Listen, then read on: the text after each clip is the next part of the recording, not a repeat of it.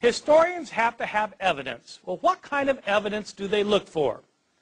The best kind of evidence when dealing with ancient periods is to find evidence that goes back to the time itself. If you had some contemporary eyewitnesses telling you how Simon Peter died, that would be brilliant. Unfortunately, you don't have that. You would love, though, to have contemporary accounts written like the next day from the events. That would be great.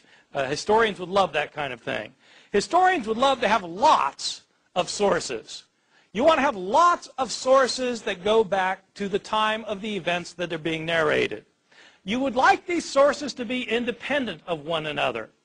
If you have 20 all got their story from the same guy, then you don't have 20 sources, you have one source. You want 20 independent sources who all attest the same event. Moreover, you want these independent sources to be consistent with one another. You don't want them to be contradicting each other all over the map. You want them to be agreeing with one another. So you want them to corroborate one another without collaborating with one another.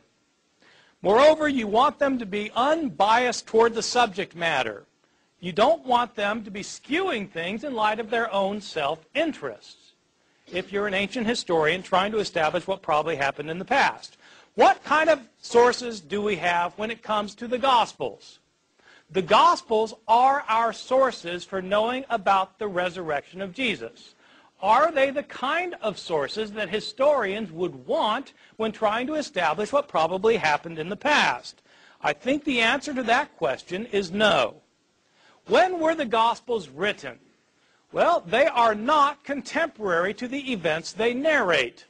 Scholars debate when the Gospels were written, but by far the most common datings are that Mark was written sometime around 65 or 70 A.D., Luke and Matthew about 10 or 15 years later, John maybe 10 or 15 years later, so John maybe around the year 90 or 95, Matthew and Luke around 80 to 85. These are the dates that are taught throughout the universities and divinity schools and seminaries of North America and Europe. I take them to be right for reasons that I can give you if anybody really wants to know. It's complicated arguments. If these dates are correct, it means that our earliest account of Jesus' resurrection is 40 years after the event.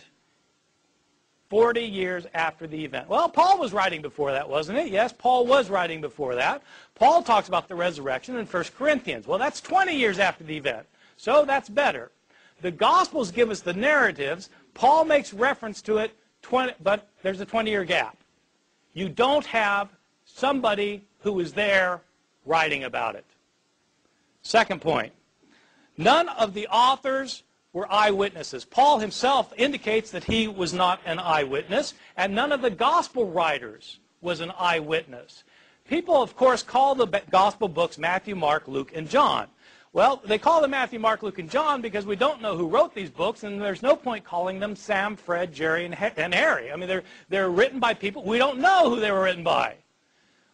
They are anonymous. You might not think so because they have the title, The Gospel According to Matthew. Whoever put that title on it was an editor later. The original books are all anonymous, written in the third person. Moreover, the followers of Jesus were speaking peasants from Galilee, lower-class men who were not educated. In fact, Peter and John in Acts chapter 4, verse 13, are literally said to be illiterate.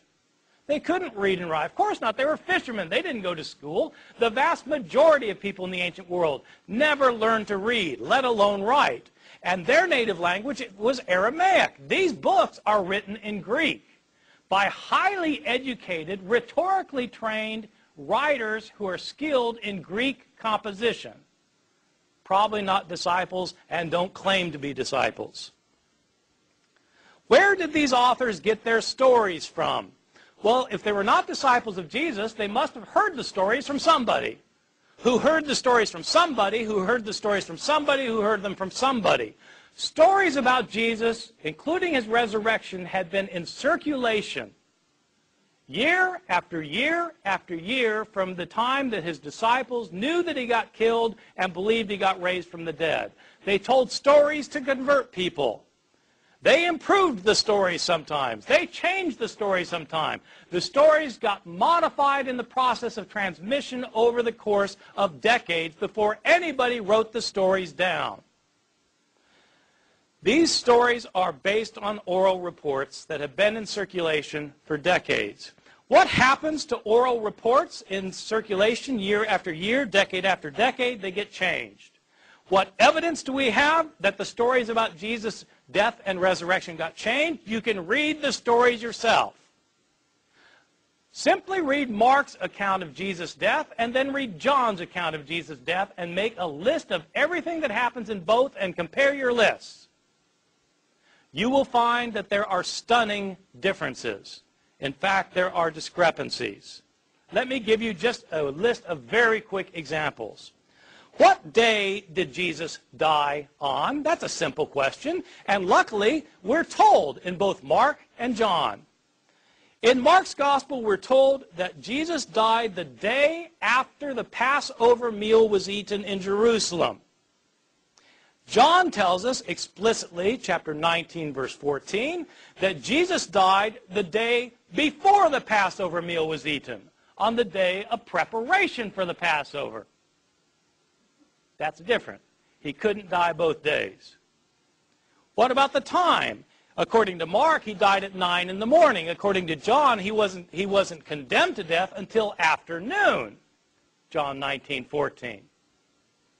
These are accounts that differ from one another. Did Jesus carry his cross the entire way to Golgotha, or did Simon of Cyrene carry it? It depends which gospel you read.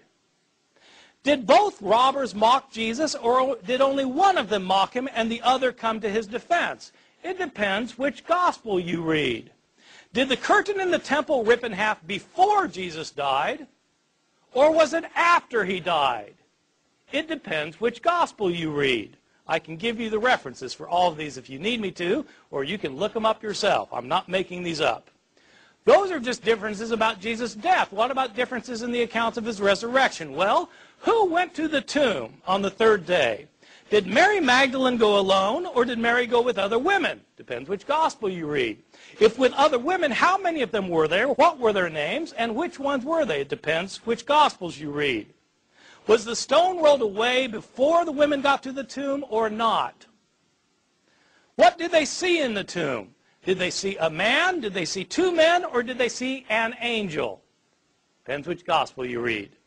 What were they told to tell the disciples? Were the disciples supposed to stay in Jerusalem to see Jesus, or were they supposed to go to Galilee? Depends which gospel you read. Did the women tell anybody, or were they silent about it? Depends which gospel you read. Did the disciples ever leave Jerusalem?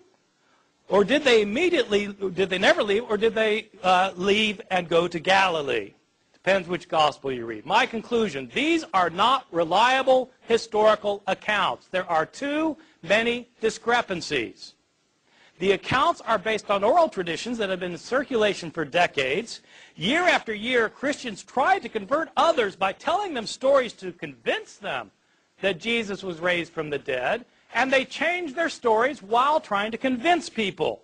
These authors were not eyewitnesses. They're Greek-speaking Christians living many years after the fact. They're telling stories that Christians have been telling all these years. There was nobody there taking notes. Some of the stories were invented. Many were changed. For this reason, these accounts are not as useful as historians would like as historical sources.